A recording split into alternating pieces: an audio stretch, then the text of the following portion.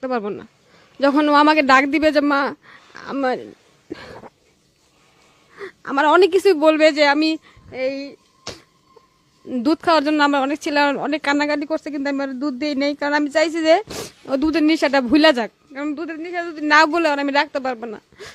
ও আমার একটাই ছেলে ছিল, আমার অনেক আদরের ছিল, কারণ আমার বাবা ছিল না, আমার ভাই ছিল না, ও আমার অনেক আদরের ছিল। আমার ছেলেটা যখন হয়েছে তখন আমার ঘরে একটা মানুষও ছিল না, আমার খালি ঘরে আমার ছেলেটা হয়েছে। ওর নাটটা যে কাটবে একটা মানুষ ছিল না, আমার ছেলের নার কাটার মতো মানুষ ছিল না। ম্যাডাম বলতেছে ম্যাডামের মাথা অনেক ব্যথা করতেছে, ম্যাডামের মাথা টিপা দিলাম। তারপর আবার বলতেছে ম্যাডামে ওই ছেলে পইরা গিয়া পা মুচকে গেছে। আর আমারে বলতেছে শারমিন, তুমি না একবার যাই এই করে দিছিলা, মেসেজ করে দিছিলা, আমার ছেলেটার পাও তখন ভালো হয়েছিল, তুমি আবার মেসেজ করে দাও। এই ছেলে আমার ছেলেটার তখন ছেলেটার বয়স বেশি ছিল না, 12 বছর হবে ওই ছেলেটা, মানে তো মেসেজ করে দাও। তখন আমি করলাম কি ছেলেটার পা মেসেজ করে, ঠিক আছে বস। তো আমি করলাম কি মেসেজ করে দিলাম, মানে মানে আমি করলাম কি সূরা কালাম পইরা, আল্লাহর সূরা, আল্লাহর ইয়ের উপর তো আর কিছু নাই। কারণ মানুষে বলে কবিরাজ এটা সেটা, এটা কিছু না। আল্লাহ রহমতে যদি আল্লাহর বিশ্বাস করে, আল্লাহর সূরা পইরা অনেক কিছু যদি ফু দেয়, অনেক কিছুই ভালো হয়। তো আমার এই মনের বিশ্বাস হইয়া তা আমি করলাম কি সূরা পইরা ওর পায়ের ফু দিয়া আমি সুন্দর করে মেসেজ করলাম। তো আল্লাহর রহমতে আমি দেখছি যে 7 দিন মেসেজ করার পর ওর পাওয়াটা অনেকটা ফুলা কমে গেছে, ভালো হয়েছে। তো আমি একটু দুধ খাবো মা, আমার একটু দুধ দিবা। বাবা শরম, এখানে এত মানুষ, তুমি দুধ খাইবা, তোমার আম্মু নানু মজা কিনা দিব। না নানু মজা কিনা দিব, আমি মজা খাবো না, তুমি একটু দাও মা, একটু দাও। আমি বাবা আচ্ছা ঠিক আছে, আমি ডাক্তারের কাছ থেকে আসি, আইসা তোমার আমি দুধ খাওয়াবো। আপনার তো মনে হচ্ছে আপনার সন্তানের সাথে অনেক বড় অপরাধ করে ফেলছেন। হ্যাঁ সেটা তো অবশ্যই করছি, কারণ আমি চাইছি যে আমার ছেলেটা আমার ভুলা যাক, কারণ আমার ছেলে যদি আমার না ভুলে আমি বিদেশে গিয়ে থাকতে পারবো না। যখন ও আমাকে ডাক দিবে যে মা, আমার আমার অনেক কিছুই বলবে, যে আমি এই দুধ খাওয়ার জন্য আমার অনেক ছেলে অনেক কান্নাকাটি করছে, কিন্তু আমি আর দুধ দিই নেই, কারণ আমি চাইছি যে ও দুধের নেশাটা ভুলা যাক, কারণ দুধের নেশা যদি না বলে আর আমি রাখতে পারবো না। ও আমার একটাই ছেলে ছিল, আমার অনেক আদরের ছিল, কারণ আমার বাবা ছিল না, আমার ভাই ছিল না, ও আমার অনেক আদরের ছিল। বেতন দেয় নাই। তারপরে আমার ওই ওর সাথে ঝগড়া হইলো, আমার ম্যাডামের সাথে। ম্যাডামের সাথে ঝগড়া হওয়ার পরে আমি বলতেছি যে ম্যাডাম আমার আমি বাংলাদেশে চলে যাবো। কয় না, তোর 2 বছর আগে তুই বাংলাদেশে যাইতে পারবি না, তোর কিনে আনছি না। আমি কার কাছে কিনে আনছস, আমার টাকা দিছিস তুই, তুই আমার কিনে আনলি কেমন? আমি 30,000 টাকা দিয়ে পড়াইছি, আমার তো তুই কোনো টাকা দিস নাই। কারা দিছিস 30,000 টাকা? আমি সাধারণ দিছি, আমি ও টাকা দিছি। আমি তারপর আমার কথা বাংলাদেশ থেকে 2 লাখ টাকা আমার দিবি, পরে তোর আমি বাংলাদেশে যাইবার দিব, আগে যাইবার দিব না। তখন আমার মনে একটা জিদ ধরলো যে কি রে তুই আমার যাইতে দিবি না, ঠিক আছে আমি কেমনে যাই তুই এরা দিস। মানে তা এটা হয়েছে গিয়া আমার 2 বছর হইতে 4 মাস বাকি আছে। তখন আমি ঠিক আছে তুই আমার যখন যাইতে দিবি না, আমি দেখি কিভাবে আমি যাই। তখন আমার মনে এমন এমন এত একটা মানে মানে ওদের প্রতি এমন একটা মানে ঘৃণা জন্ম হইলো, যে ওদের এত কিছু আমি করি, ওদের বাচ্চাদের প্রসাব পায়খানা ওদের যা আছে, এমন রাত আছে আমি না ঘুমাই ওদেরকে মেসেজ করে দিই, নিজে না ঘুমাইয়া। আমার শরীর অনেক খারাপ লাগে, সারাদিন কাজ করার পরে 2 জায়গায় কাজ করার পরে ওদের এত কিছু করি, ওরা বেতন দেয় না, তারপরে মানে এত কিছু করে। তারপর আমি ওরা করলো কি, ওরা বৃহস্পতিবার দিন ওদের বোনের বাড়ি বেড়াইতে গেছে।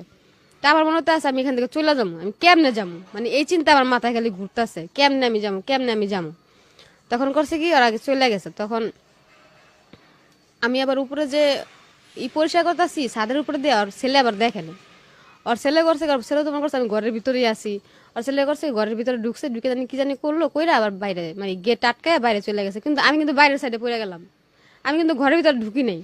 মানে আমি যে ঘরের ভিতরে না, ও আর এটা খেয়াল করেনি। তা আমি তো বাইরের সাইডে, আমি দোতলায় বইসা আমি মানে পরিষ্কার করতেছিলাম, মানে ওই যে এক সাইড পরিষ্কার করতেছিলাম, বাইরের সাইডটা আর কি। তখন আমিও চুপচাপ বসে রয়েছি, আমি দেখি কি করার ছেলে। তো আমার আর দেখে নাই, ও করছে কি ভিতরে জানি কি জানি করলো, কইরা ওর মতো চলে গেছে, চলে গেছে। তো আমি আবার করলাম কি, এই বাইরে যখন দেখছি, এখন আমি ভাবলাম কি রে 2 তলা থেকে কিভাবে নামবো। এখন তো ভিতরের গেটটা বন্ধ করছে, নামার মতো কোনো জায়গা নাই। পিছন সাইডে যদি আমি নামি, বড় বিল, এই বিলের মধ্যে পড়লে হয়তো আমি অনেক সমস্যা হইতে পারে। সামনে আছে, সামনে আমার বাসা, বাসার মধ্যে লাভ দিলে আমি পায়ে ব্যথা পাবো, বাবার পায়েরও ক্ষতি হইতে পারে। এখন ঠিক আছে যা, তুই তো আমার বেতনও দেস না, আমারে ঠিক মতো খাইতেও দেস না, আমার 2 জায়গায় কাজ করাস, বাংলাদেশে কথা কইবার দেস না ঠিক মতো, যা তোর বাসায় আমি থাকবো না, হয়তো বাঁচবো না মরে যাবে 2 তলা থেকে না লাভ দিয়া।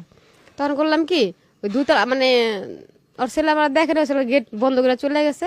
তো আমি বলছি 2 তলা থেকে লাভ দিছি, লাভ দিছি পরে আমার পায়ে মানে গিরার মধ্যে আর কি অনেক ব্যথা পাইছিলাম, মানে মুচকে গেছিল আর কি। তো মুচকে গেছে, কিন্তু আমার তো ওই অবস্থা, মানে ব্যথা যে পাইছে এই জিনিসটা আমার মানে ফিল করতেছি না। আমি এখান থেকে কি করতেছি, আমি এখান থেকে চলে যাবো কিভাবে।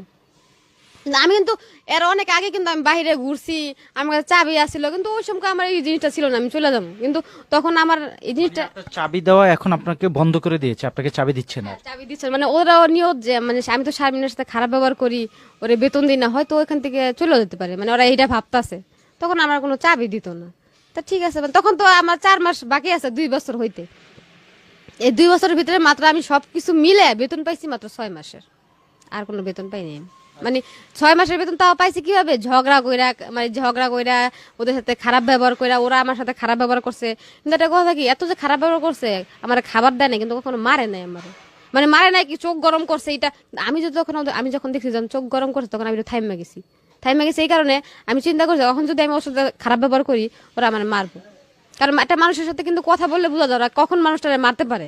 তখন আমি যখন দেখতাম যে খারাপ ব্যবহার করতো, তখন আমি চুপ হয়ে যেতাম, চুপে আমার মতো আমি কাজ করতাম। তারপরে আপনি কি করেছেন, যখন ওই দেয়াল থেকে লাফ দিয়ে? হ্যাঁ, মানে দেওয়াল থেকে যখন আমি লাফ দিলাম, তখন আমার পায়ে অনেক ব্যথা পেয়েছি। ব্যথা পাওয়ার পরে তখন কি করব, তখন আমি করলাম কি, আমার বাইরেই আমার বোকরা ছিল, বোকরাটা পরলাম, বোকরাটা পরে মুখটা বানলাম, মুখটা বাইরে আমার, মানে আমি যদি বাইরে বের হই, তাহলে আমার এই দেশের অনেক লোকেরা আমার চিনতে পারে, কিংবা অনেক আছে যে বাঙালিরাও থাকতে পারে যে অনেক খারাপ, তারা আমার অন্য জায়গায় বিক্রি করেও দিতে পারে।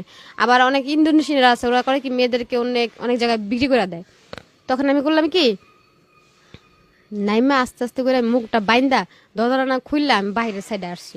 বাইরের সাইডে আমি আল্লাহ কোন জায়গা যাবো, কোন রাস্তা দিয়ে যাবো, কোন রাস্তা দিয়ে গেলে মানে আমি ভালো পামো। তখন আমি হাঁটতাছি, তখন অনেক রাত্রের মানে ওদের দেশের 9টার মতো বাজে। এখন কোন দিক দিয়ে যাবো, মানে ওদের দেশের তো কোনো শুধু মরুভূমি আর মরুভূমি, মানে কোনো রাস্তার কোনো আগামাতা নেই, এদিক দিয়ে রাস্তা, এদিক দিয়ে রাস্তা, এদিক দিয়ে রাস্তা। আমি ঠিক আছে, আল্লাহ যে দিন নেয়, আমার কথা হচ্ছে মেন রাস্তা দিয়ে যাবো। মেন রাস্তা থেকে তো হয়তো একটা জিনিস না একটা জিনিস পামই। আমার কাছে ছিল 50টা টাকা, মানে ওই দেশের 50 টাকা ছিল। ওই 50 টাকা আমার সাথে, মানে আমি সবসময় 50 টাকা আমার সাথে রাখতাম, যে আমার নিয়ত আমি যে কোনো সময় চলে যাবো, যে কোনো একটা জিনিস আমার সাথে রাখি। তো এই 50 টাকা আমার সাথে ছিল। তো আমি রাস্তা দিয়ে যখন হাঁটতাছি, অনেক মানে 2 ঘন্টার মতো আমি হাঁটছি, মানে অনেক ছেলেরা আমার দিকে তাকায় থাকে বা ভাবতাছে যে আমি, আমার দেখলে বোঝা যায় আমি যে বাঙালি।